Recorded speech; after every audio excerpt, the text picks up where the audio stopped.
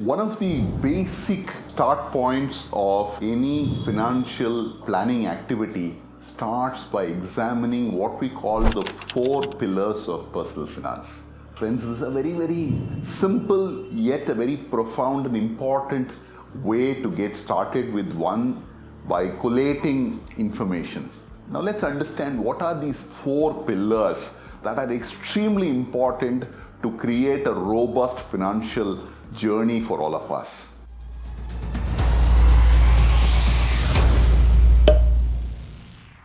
The first pillar is what we call the income. The second pillar is the expenses. Third pillar is what we call the assets. And fourth pillar is your liabilities. Now these are the 4 pillars that one needs to closely examine even before you take the step of creating a financial plan. Now let me elaborate. First, let's start with the income. In the income part, what are we trying to understand? We are trying to understand what are the different sources through which one generates income.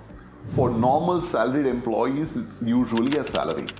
But you could also have multiple sources of income. Something could be an interest-bearing investment, could be a dividend-bearing share, could be a share of profit in a business. You could have a farmland in your native place that generates an agricultural income, to many other sources. It's extremely important even when you start your exercise to first understand what are all the different sources of income that I have and the regularity with which I receive the money. Do I receive the money monthly? Do I receive it once a year, quarterly, so on and so forth? Also understand what are my growth prospects. So if it's salary, then I should expect that every year it increments by about 10 or 15%. But there could be cases where there are some other cash flows that are growing much faster.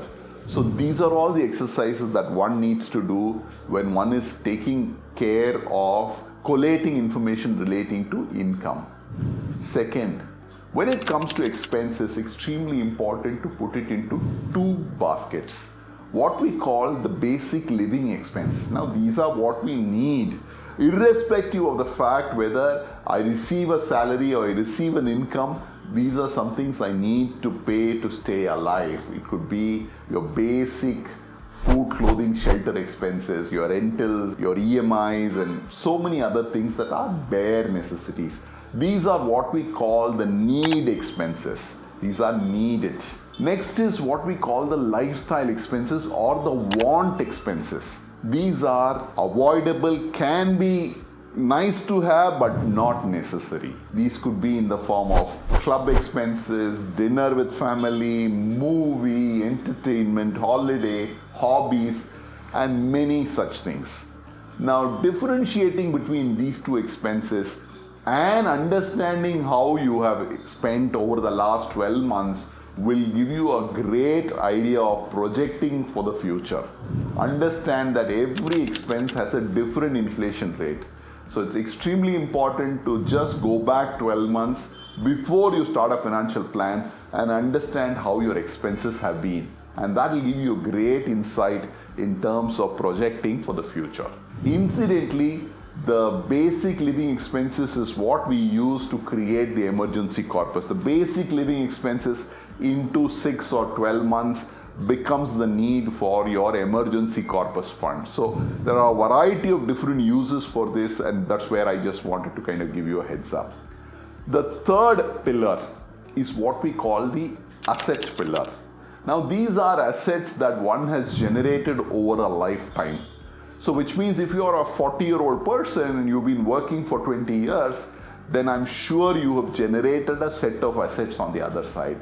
And these are nothing but, it could be a piece of land, could be an apartment, it could be a house you stay, it could be cars, it could be investments in mutual funds, PPF, whatever be that nature, bank deposits, so on and so forth. Broadly, you can divide it into 2 parts. One is what we call the hard assets, which comprise of land, building, cars, etc., etc., etc., which are tangible, which are touch and feel. And you could have liquid assets, which are nothing but investments in savings like mutual funds, stocks, shares, bonds, FDs, and so on and so forth. This will give you an idea of what is your asset size, and this will give you a deep insight into how spread out you are, how diversified you are in your investment, and how liquid and illiquid you are. Because more money lying in fixed assets means that you are very illiquid to the other side. So you need to have a parity in this. Extremely important to understand how the spread of assets are. Also, this exercise of plotting all your assets will give you an idea of how these assets are generating cash flow for you currently or are growing in appreciation in the future. So both these are extremely important insights one needs for creating a long-term plan. Last but not the least is what we call the liabilities. Now, liabilities are an extremely important part as well, because that's what's kind of pulling you down sometimes. Now, what do we mean by liabilities? Liabilities are what we are due to pay others. Now, what are they? They could be in the form of loans. So most people have a housing loan. They buy a house property and there's a housing loan that's payable by them. That keeps diminishing as you pay your EMI, but it is there. That's one. Second, you could have other forms of loan. You could have a business loan, you could have an education loan, you could have a vehicle loan, you could have a personal loan, you could have a credit card outstanding dues. So many different forms of money that you owe others should form part of it. And why do we need to collate liabilities? To understand what are the different costs. Now, between two loans, the cost can vary dramatically. For instance, a home loan costs you about 8 to 9%. A credit card loan costs you 40%. So the differential is, if you had money in a credit card outstanding, better to pay it off and then use an additional credit line from your housing loan rather than keep both these loans. So it helps consolidate liabilities to the lowest cost loan, and that's a very, very important exercise to do when you're seeking financial prudence. Now, to conclude, how do we use these four pillars? First up, identify different sources of income and help you plot, at least for the next 5 years, how these incomes are going to flow to you. Second, understand what are your expenses and bring a collation between what is the basic living expenses and what are your wants, so that can help you create your first goal of emergency funding. Third, find out how your distribution of assets is. Too big a distribution means you are not able to track it. Too small means you have an over concentration risk. So somewhere in between is the reality, and one needs to get it right in that space. And extremely important to understand if all your assets are growing and generating optimal returns.